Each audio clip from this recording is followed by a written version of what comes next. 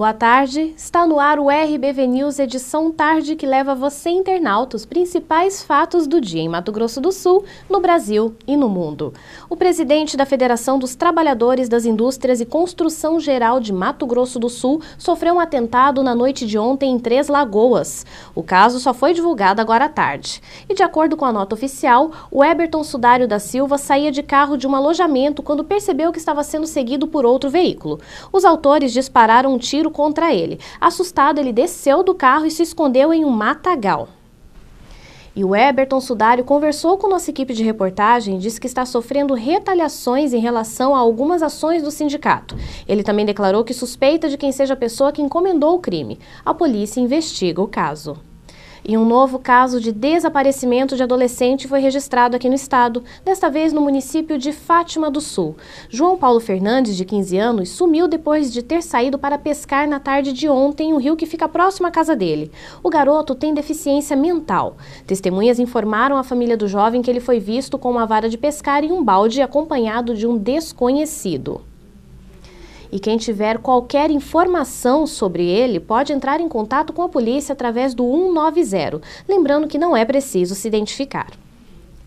E muitos campograndenses passaram o dia contabilizando os prejuízos ocasionados pelo temporal de ontem à noite. Até o início da tarde desta sexta-feira, muitos bairros ainda estavam sem luz. Desde a manhã de hoje, profissionais trabalham intensamente para realizar a limpeza e desobstrução das ruas interditadas por conta da queda de árvores provocada pelo temporal desta quinta-feira à noite. Nesta empresa, a queda de um engazeiro de aproximadamente 15 metros quebrou parte do muro e danificou o padrão de energia elétrica. A árvore caiu de madrugada, a vizinha nos avisou pelas 10 horas. A Enersul já estava trabalhando, né, e agora nós estamos tentando retirar a árvore que a gente achou que a prefeitura ia tirar, mas não apareceu ninguém, nós estamos tirando. As residências, comércios e empresas do bairro São Lourenço estão sem energia desde a madrugada de hoje. O motivo é a queda de um poste que já foi substituído, mas a energia elétrica ainda não havia sido restabelecida até o início da tarde. E nós estamos em um laboratório de sementes que está desde as 22 horas de ontem sem energia. Eu estou aqui com o senhor Luiz Carlos, que vai contar quais são os prejuízos caso a energia não retorne o mais rápido possível. Quais são os prejuízos, senhor Luiz Carlos? É o descarte do material. Se passar muito tempo com essa temperatura, vai ter que ser repetido o teste. E o senhor já entrou em contato com a empresa, com a concessionária de energia aqui de Campo Grande? 2 vezes. E qual é a resposta? Na primeira vez, eles nem sabiam que estava acontecendo isso. Na segunda, que iam mandar com a maior urgência possível. Isso foi às 13 horas, agora são 15 horas, ainda não vi ninguém aqui ainda, né? Outro estrago foi no Lago do Amor. A árvore que caiu danificou a grade de proteção e interditou parte da ciclovia do local. Em meio a tantos estragos, um fato entristeceu os moradores da região do Ibiruçu. Derrubada pelo vento com a raiz, a árvore que ficava no canteiro central do Trevo, em Campo Grande, tirou a sombra e a água fresca de muita gente que passa ou trabalha na região. Seu José disse que a falta da árvore deixará saudades. A gente fica muito triste, né? Que essa árvore tá aí, eu tô aqui no comércio há 14 anos, a gente tá acostumado com ela, né? Faz 14 anos que a gente estamos com ela aqui na frente, dava uma sombra boa. Aí chegamos hoje, tá a tragédia aí, né? E a Prefeitura da capital informou através de nota que os moradores que estiverem enfrentando problemas devido à queda de árvores devem entrar em contato pelo telefone 156. Já a Enersul garantiu que até o final do dia a energia será restabelecida em todos os bairros que tiveram problemas. A arte de tatuar o corpo é milenar e nunca sai de moda. Mas o que muitas pessoas não observam na hora de marcar o corpo são os cuidados necessários para evitar problemas dermatológicos e até mesmo a saúde. Os desenhos chamam a atenção.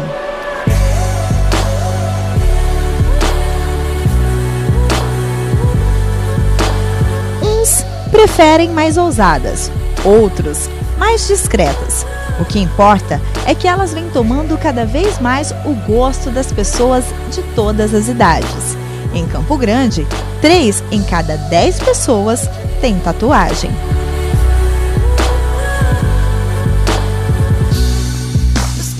Alton trabalha desde os 13 anos com tatuagem, é isso, Alton? O que a pessoa precisa saber na hora de fazer um desenho ou na hora de escolher o desenho para a tatuagem?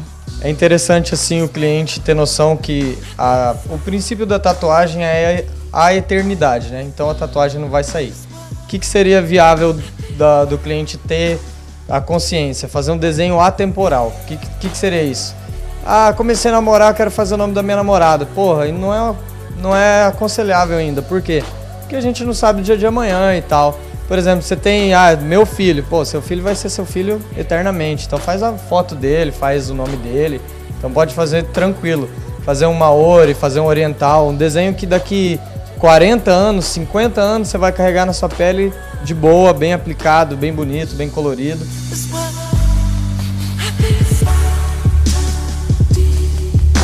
Mas, antes de fazer essa escolha, é preciso ter alguns cuidados. Apesar de não ser comum reações alérgicas após a tatuagem, esta dermatologista cita alguns cuidados que as pessoas devem ter. Bom, a primeira recomendação é escolher muitíssimo bem o profissional que vai realizar a tatuagem, né? Uma vez que esse profissional ele deve ter total conhecimento das técnicas de esterilização e total conhecimento do risco que o paciente está exposto na hora em que faz uma tatuagem. Qualquer procedimento que vá ser feito na pele, é recomendável que a pele não tenha nenhum tipo de lesão, nenhum tipo de alergia, nenhum tipo de machucado, né? A pele ela tem que estar íntegra para ser proposto qualquer procedimento, entre eles uma tatuagem.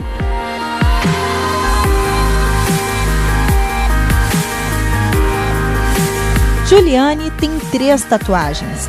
Veio até este estúdio para realizar a 4ª. Acompanhamos o processo de perto. Geralmente, 70% das pessoas que vêm do estúdio de tatuagem não têm ideia do que realmente quer fazer. A pessoa chega com uma ideia fixa, às vezes de fazer um tribal e acaba fazendo um oriental, né? Então a tatuagem vai variar muito do estilo que a pessoa quer apresentar, o que ela quer passar na tatuagem, né? Então é geralmente mais dessa forma, a gente ajuda a pessoa a escolher e definir esse desenho. E aí, tá preparada? Como foi a escolha? Achou bacana o desenho? Bom, tô preparadíssima. Eu gosto de tatuagem, assim, e pra mim o desenho vai sair bonito no braço e é uma coisa que vai aparecer, né? Mas vem cá, Juliane, você não tem, assim, de repente, um certo receio de mais pra frente você vir a se arrepender de algum desenho ou não? Não, pra mim vai ficar uma coisa que vai ficar pra sempre, bonito em mim. E eu não acho que não vou me arrepender não, tenho certeza.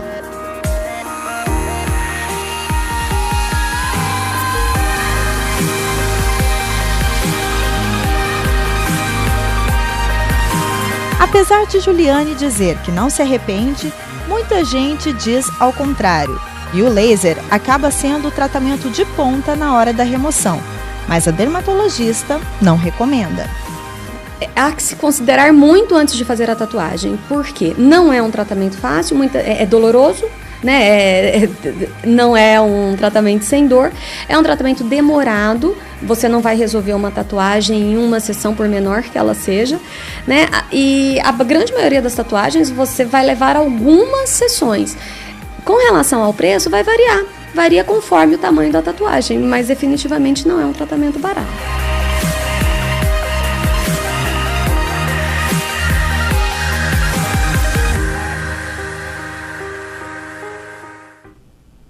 E no próximo bloco você confere os principais fatos do Brasil e do mundo. Nós já voltamos.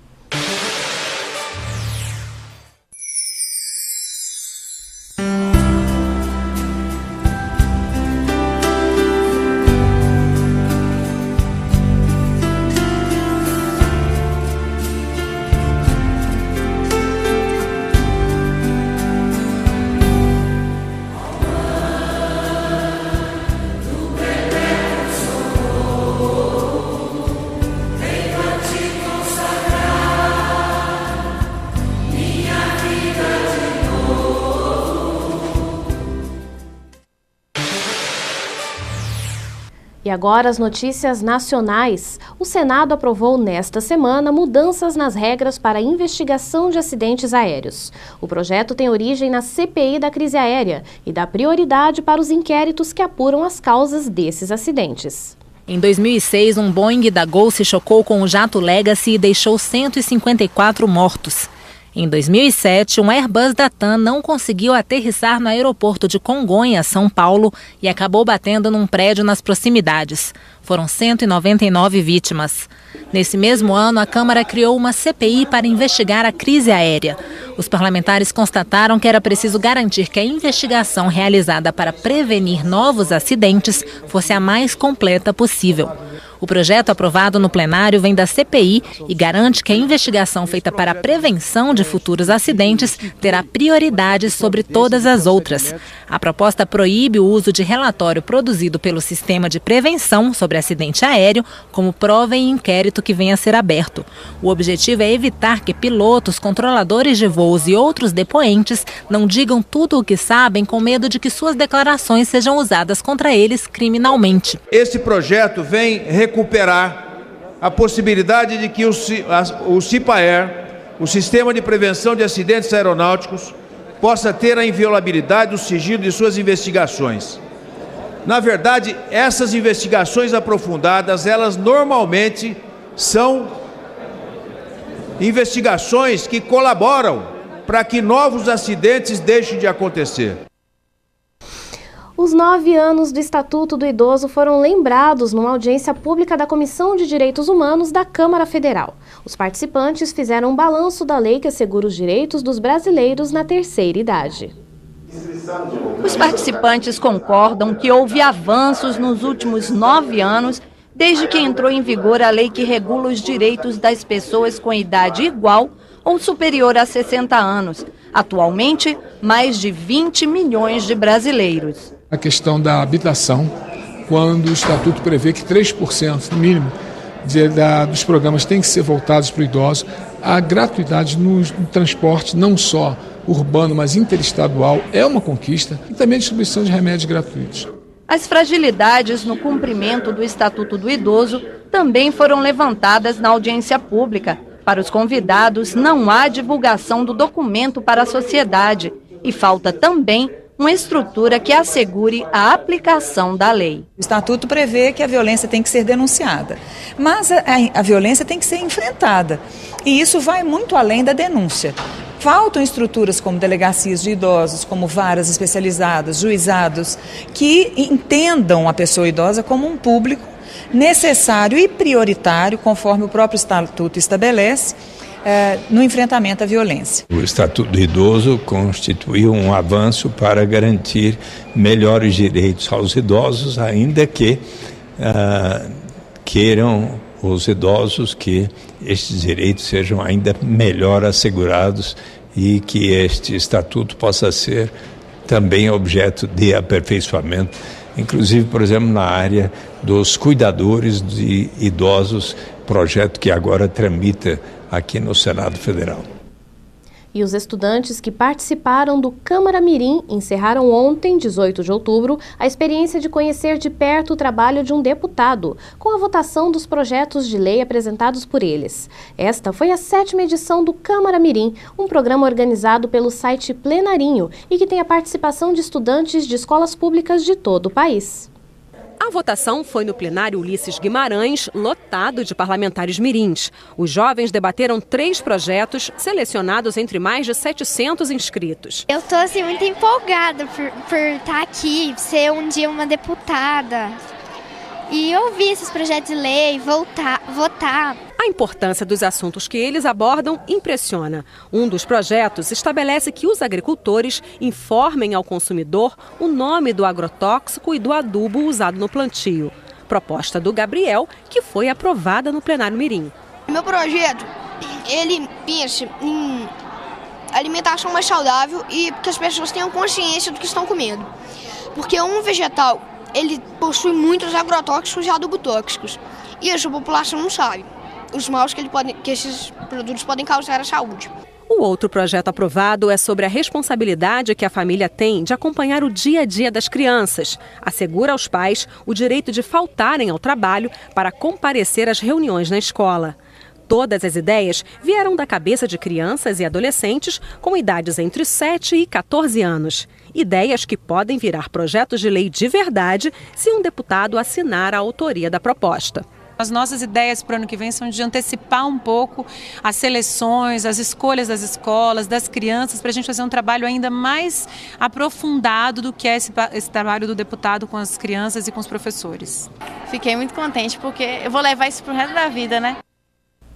E um projeto no Rio de Janeiro estimula as crianças a montarem sobre pôneis. De forma descontraída, elas trabalham a coordenação motora e, de quebra, despertam interesse pela montaria. Ágil e extremamente dócil. O pônei, esse pequeno cavalo que chega no máximo a medir 1,10 m de altura, está fazendo a alegria das crianças, que com apenas 1 ano e meio de idade já têm aulas de hipismo. Parece prematuro, mas na Europa a iniciação nesse esporte é muito comum. Para se ter uma ideia, 85% dos cavaleiros que disputaram a Olimpíada de Londres começaram a equitação utilizando pôneis. A treinadora belga Françoise Denis é responsável pelo projeto Pônei Clube Brasil.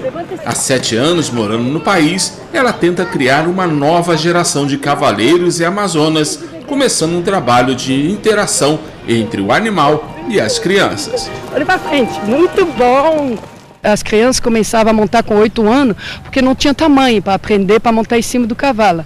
Era um perigo. Com o Pônei Clube, a gente abriu uma possibilidade deles montar a partir de 18 meses. Tiago é cavaleiro. Está levando a pequena Maria Eduarda para conhecer os pôneis. Aos poucos, ela vai se adaptando aos animais. Logo, logo, vai estar trotando. Ela adora, ela vê os pôneis, ela quer montar, pede para ir até os pôneis. Você incentiva muitas crianças, dá confiança principalmente, né?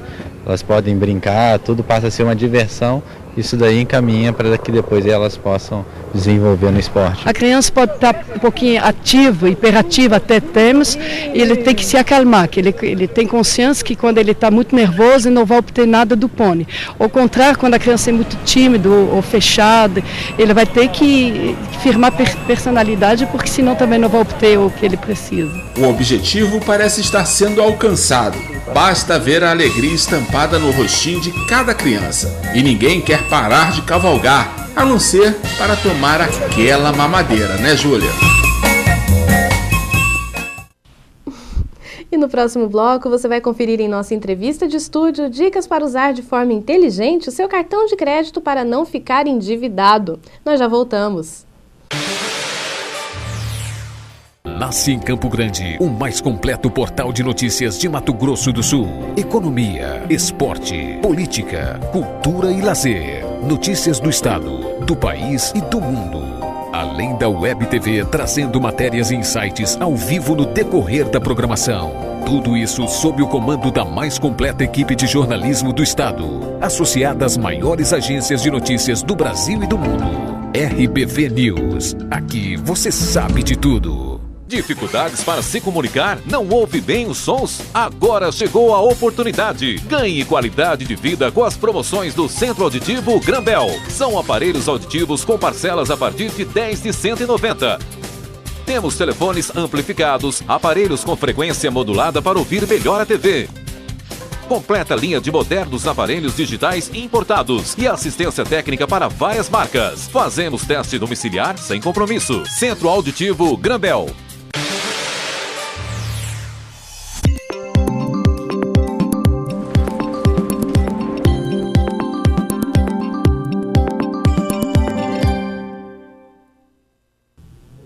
E agora vamos saber como vai ficar o clima neste final de semana aqui em Campo Grande. Clima esse que promete ser de muito sol e aumento de nuvens no decorrer do dia amanhã. A previsão de pancadas de chuva à noite, tanto no sábado quanto no domingo. Mas as temperaturas estão em elevação, na casa dos 34 graus. Confira agora a previsão para 5 capitais para este sábado.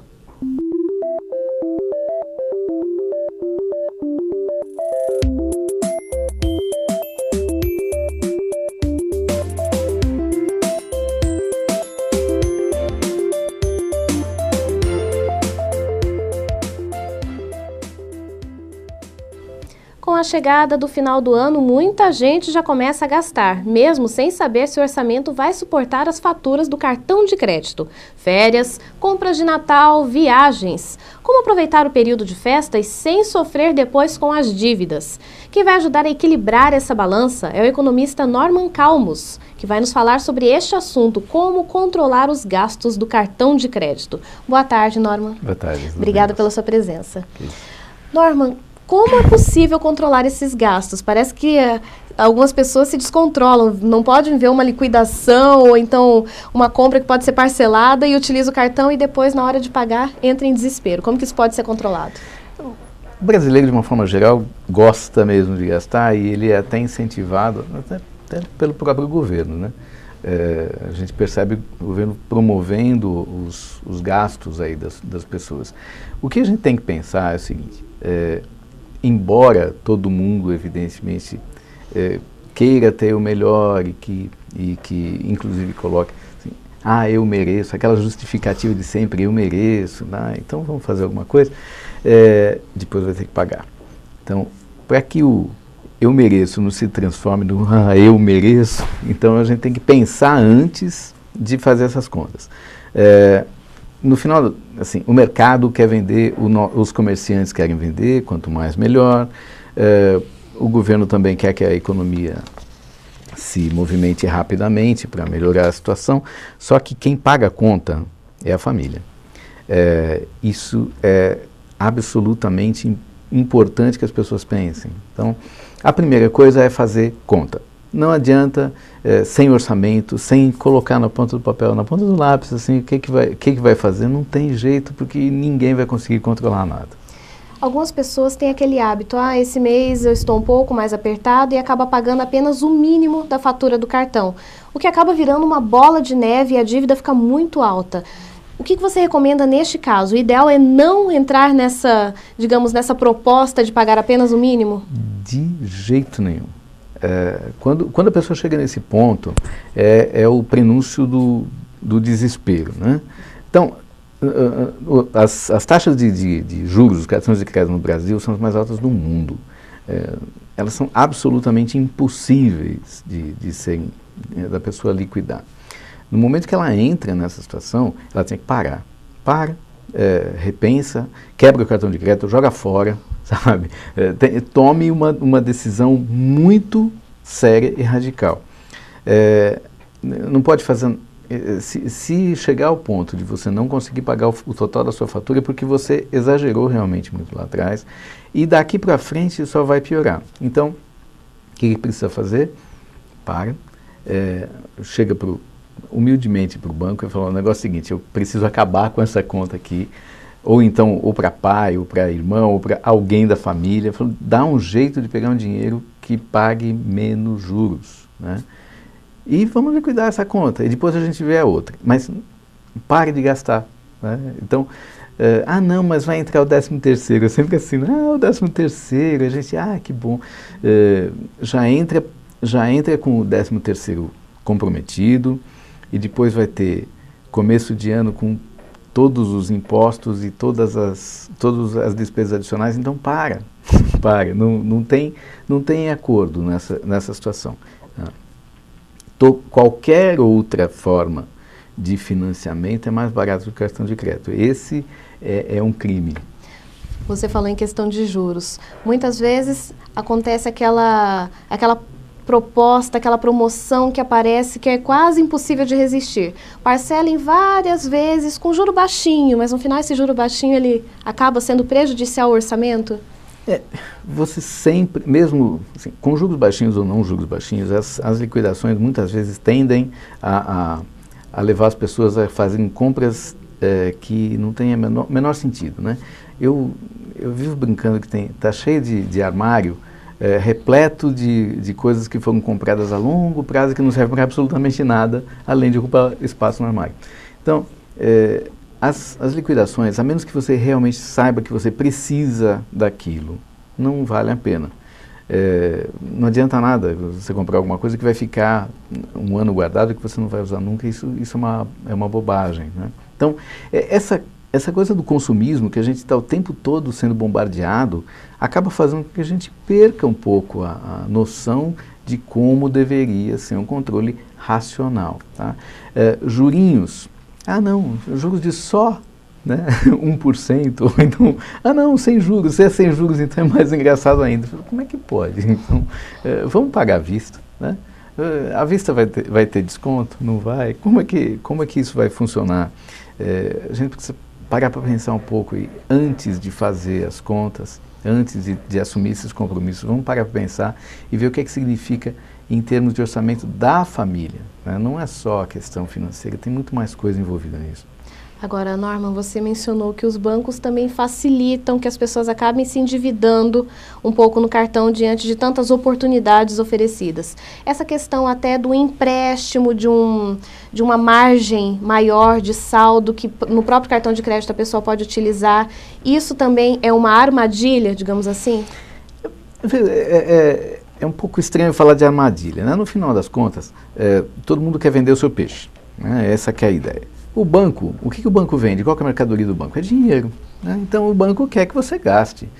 É a mesma coisa que reclamar de alguém que está vendendo, sei lá, pastel, porque, eu não posso comer pastel porque isso faz mal, porque engorda, por alguma coisa. Então, a ideia é a mesma. A gente tem o hábito de dizer que, o banco fez alguma coisa, me prejudicou. Não é bem assim, né? É muito mais fácil colocar a culpa no banco. Não é que eu goste de banco, não é esse o negócio. Mas a gente tem mania de colocar a culpa no banco. Empréstimos consignados, puxa, é tão baratinho. Não é bem assim. Qualquer vantagem, assim, a menos que você saiba realmente o que é que vai fazer com esse bem que você está procurando, que você está querendo comprar, isso pode gerar algum problema e vai ser difícil de pagar depois. Tá?